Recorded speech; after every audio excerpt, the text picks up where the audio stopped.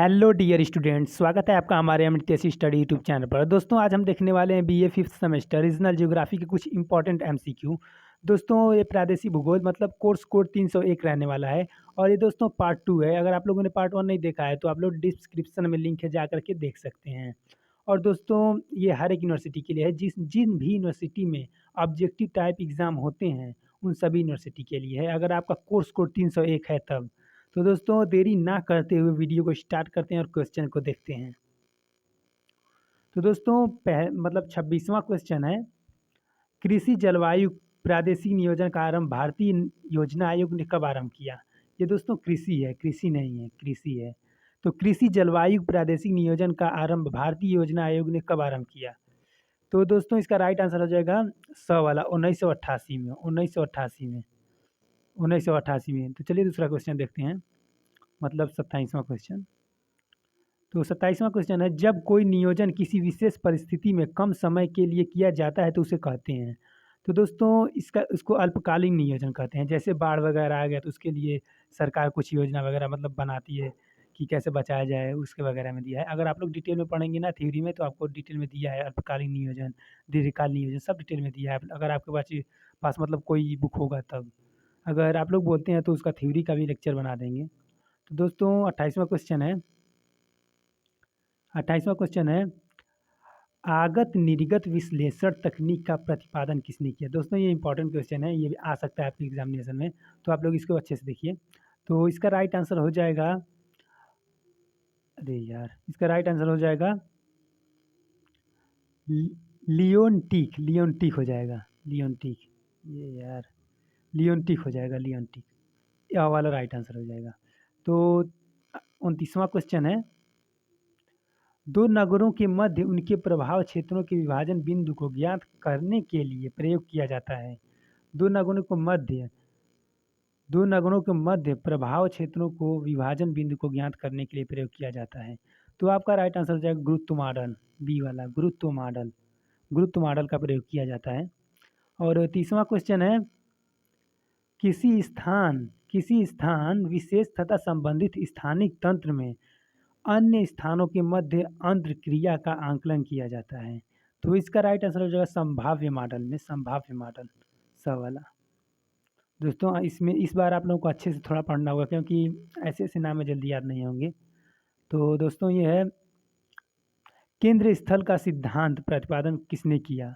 तो आपका right answer हो जाएगा अ वाला क्रिस्टालर। क्रिस्टालर क्रिस्टालर आप के क से याद कर सकते, देखिए केंद्र स्थल सिद्धांत, क्रिस्टालर, केंद्र क्रिस्टालर, केंद्र क्रिस्टालर सिद्धांत किसका है आपको याद होगा। ये इंपॉर्टेंट भी क्वेश्चन है।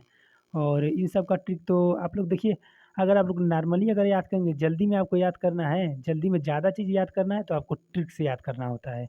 अगर आप लोग ऐसे पढ़ के याद करने की कोशिश करेंगे तो टाइम लग जाएगा, क्योंकि अगर आप किसी भी चीज़ को पढ़ करके याद करते हैं उसको रिवीजन चाहिए होता है। अगर आप लोग उसको रिवाइज करेंगे बार बार तो प्रॉपर याद होगा। अगर आपको तुरंत याद करके तुरंत एग्ज़ाम देना है तो आपको ट्रिक बना के याद करना पड़ेगा। जैसे इसमें आप कोई ट्रिक बना सकते हैं सोच करके, किसी स्थान विशेषता संबंधित स्थानिक तंत्र, तो तंत्र में अन्य स्थानों का मध्य अंतर क्रिया का आकलन किया जाता है। तो आप देखिए इसमें क्या हम ट्रिक बना सकते हैं। जैसे अंक की विधि बंदी बिंदी मतलब इस पे है और इस पे है अंतर क्रिया आकलन। किसी भी तरह से आप ट्रिक बनाकर उसको जल्दी से जल्दी याद कर सकते हैं। जो इंपॉर्टेंट क्वेश्चन होते हैं उन लोगों के लिए बता रहा हूँ, तो आप ऐसे याद कर सकते हैं। तो इसका ट्रिक ये रहेगा, केंद्र का क्रिस्टालर।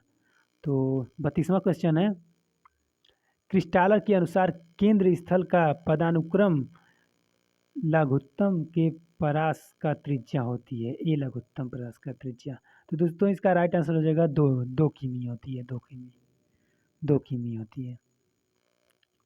तो 33वां क्वेश्चन है, क्रिस्टालर ने केंद्र स्थलों की जनसंख्या, उनके बीच पारस्परिक दूरी और अन्य सहायक क्षेत्रों की गणना किस सिद्धांत के अनुसार किया? तो दोस्तों इसका राइट आंसर हो जाएगा षटकोणीय सिद्धांत, षटकोणीय सिद्धांत।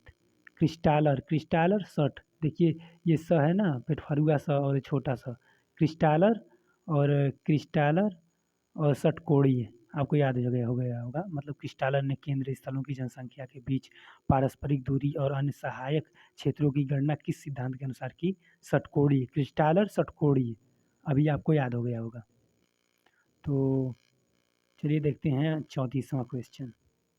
तो 34वां क्वेश्चन है, क्रिस्टालर ने दक्षिणी जर्मनी के केंद्र स्थलों को कितने श्रेणियों में वर्गीकृत किया? ये भी इंपॉर्टेंट क्वेश्चन है दोस्तों, ये भी इंपॉर्टेंट क्वेश्चन है आपका। तो इसका राइट आंसर हो जाएगा 7 हो जाएगा, 7। क्रिस्टालर ने दक्षिणी जर्मनी के केंद्र स्थलों को कितने श्रेणियों में विभाजित किया? 7, 7 श्रेणियों में।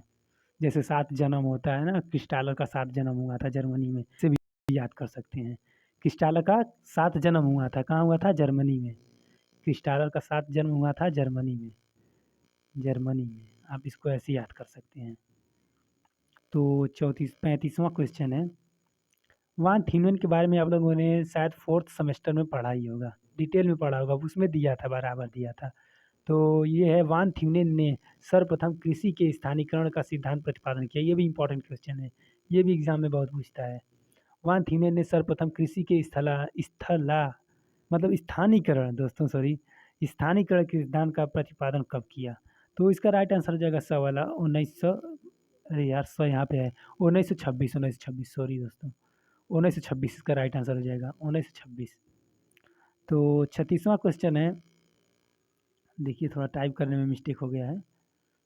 वान थ्यूनेन के अनुसार संपूर्ण विलक प्रदेश में पर्यावरण उच्चावच जलवायु मिट्टी कैसे पाए जाते हैं?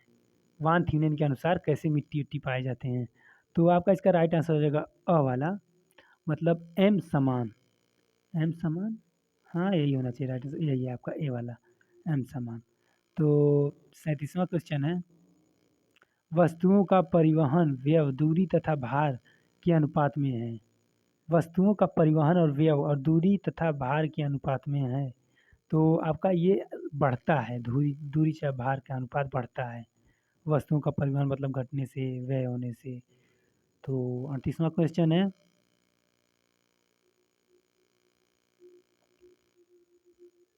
वान थ्यूनियन के अनुसार संपूर्ण विलक प्रदेश में कितने नगर होते हैं? ये भी देखिए इंपॉर्टेंट क्वेश्चन है, ये भी इंपॉर्टेंट क्वेश्चन है दोस्तों।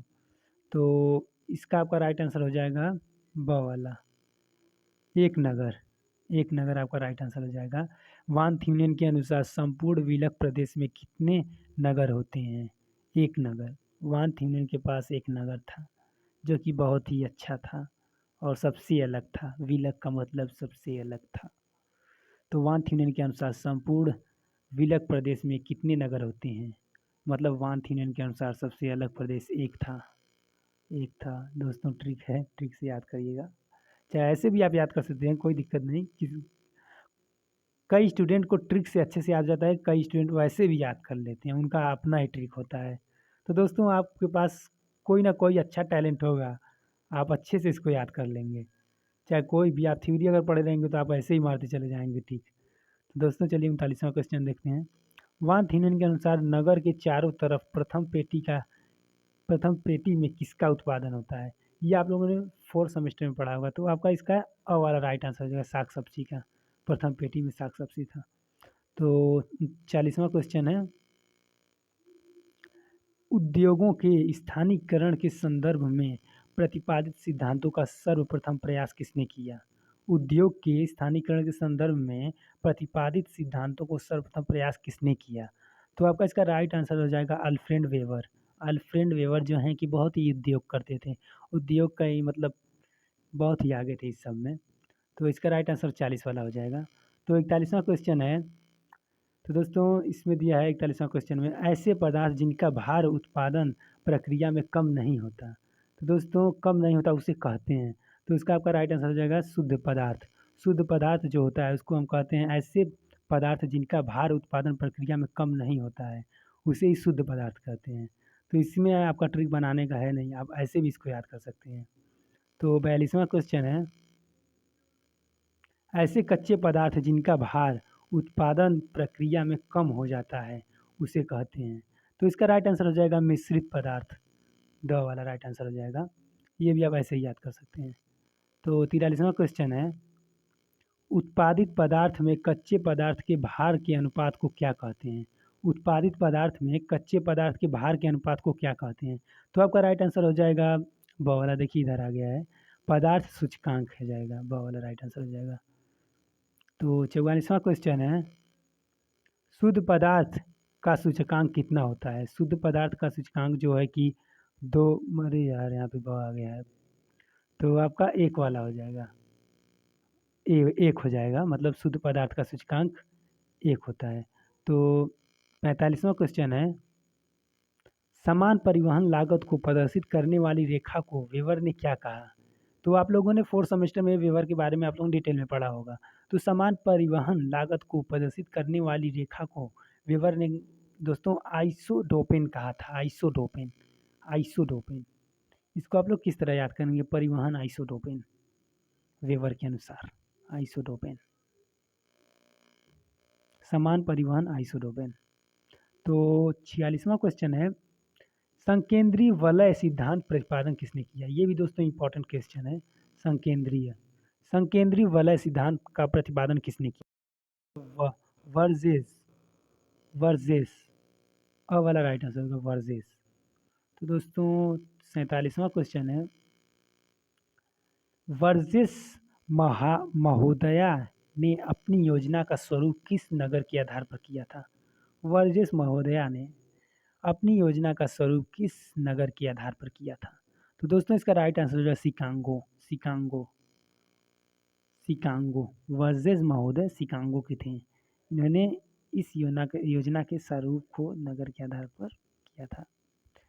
तो दोस्तों 48वां क्वेश्चन है, नगरीय भूमि उपयोग के विकास से संबंधित त्रिज्याखंड सिद्धांत का प्रतिपादन किसने किया? दोस्तों ये भी इम्पोर्टेंट है।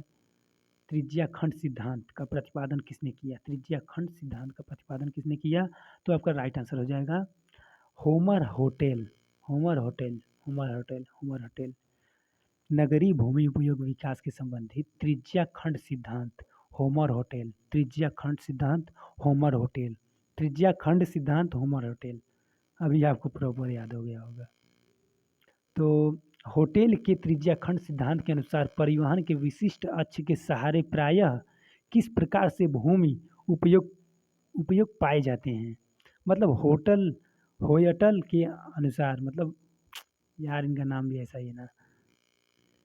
होमर होटल के अनुसार, होमर होटल के अनुसार त्रिज्याखंड सिद्धांत के अनुसार परिवहन के विशिष्ट अक्ष सहारे प्रायः किस भूमि का उपयोग किया गया? तो आपका राइट आंसर हो जाएगा समान प्रकार की भूमि का इन्होंने उपयोग किया था। अब वाला राइट आंसर हो जाएगा दोस्तों। तो 50वां क्वेश्चन है, बहुनाभिक सिद्धांत का प्रतिपादन किसने किया? बहुनाभिक सिद्धांत का प्रतिपादन किसने किया? तो इसका राइट आंसर हो जाएगा हैरिस और उलमैन ने, हैरिस और उलमैन ने। हैरिस, देखिए बड़ा उल्लू थे, उल्लू नहीं थे मतलब। तो आप ट्रिक बना करके किसी भी तरह से आपके पास वो स्किल है, देखिए आपके पास रहता है, सब लोग पास। आप अभी ग्रेजुएशन में हैं, तो कोई ना कोई आपके पास टैलेंट होगा, तभी आप ग्रेजुएशन में आए हैं। दोस्तों आप लोगों के पास प्रॉपर ही टैलेंट होगा। दोस्तों चलिए दोस्तों अगला क्वेश्चन देखते हैं। कुछ ज़्यादा ही मैं बोल दिया, उसके लिए सॉरी चाहूँगा, माफ़ी चाहूँगा। तो दोस्तों आर्थिक एवं प्रादेशिक विकास संबंधी विकास ध्रुव सिद्धांत का प्रतिपादन किया था? विकास ध्रुव सिद्धांत का किसने प्रतिपादन किया था? पोरेक्स ने किया था, पोरेक्स ने। विकास ध्रुव सिद्धांत का प्रतिपादन पोरेक्स ने किया था। अब वाला राइट आंसर हो जाएगा पोरेक्स, विकास ध्रुव सिद्धांत पोरेक्स। तो 52वां क्वेश्चन है, पोरेक्स के विकास ध्रुव सिद्धांत को वाउडविल ने संशोधित करके किस नाम से प्रकाशित किया? वाउडविल ने पोरेक्स सिद्धांत मतलब ध्रुव सिद्धांत को वाउडविल ने संशोधित करके नया नाम दिया था। उसका नाम था विकास केंद्र सिद्धांत, विकास केंद्र सिद्धांत। क्या? विकास केंद्र सिद्धांत। विकास ध्रुव सिद्धांत को विकास केंद्र सिद्धांत किसने किया? वाउडविल ने। वाउडविल ने क्या किया? विकास, वी वाउड, वी वाउड, वी वाउड से आप याद कर सकते हैं, वी वाउड, वी वाउड विकास केंद्र सिद्धांत, वाउडविल विकास केंद्र सिद्धांत, वाउडविल विकास केंद्र सिद्धांत, ऐसे आप इसको याद कर सकते हैं। तो पोराक्त का विकास ध्रुव सिद्धांत मूल रूप से उनकी किस संकल्पना पर आधारित है? तो इसका राइट आंसर होगा अमूर्त आर्थिक क्षेत्र, अमूर्त आर्थिक क्षेत्र वाला राइट आंसर हो जाएगा। तो लास्ट क्वेश्चन है ये, केंद्र परिधि का मॉडल किसने दिया? केंद्र परिधि का मॉडल किसने दिया? तो फ्रीडमैन ने दिया, फ्रीडमैन। केंद्र परिधि का मॉडल, केंद्र परिधि का मॉडल फ्रीडमैन ने दिया, फ्रीडमैन। तो दोस्तों आज का लेक्चर यहीं पर समाप्त करते हैं। थैंक्स फॉर वॉचिंग दोस्तों। अगर आप लोगों को इसका पीडीएफ चाहिए तो आप लोग हमारे टेलीग्राम ग्रुप पर अमृतेश स्टडी पर जाकर के टेलीग्राम पर सर्च करेंगे तो जैसे इस चैनल का लोगो है वैसे वहाँ पर भी है, तो आप लोग उसको ज्वाइन कर सकते हैं। वहाँ पर हम टेलीग्राम और मतलब इसका पीडीएफ दे देंगे। और दोस्तों आज के लिए इतना ही। चैनल को सब्सक्राइब कर लीजिएगा, सब्सक्राइब नहीं किए हैं तो धन्यवाद, और लाइक भी कर दीजिए दोस्तों। धन्यवाद दोस्तों देखने के लिए।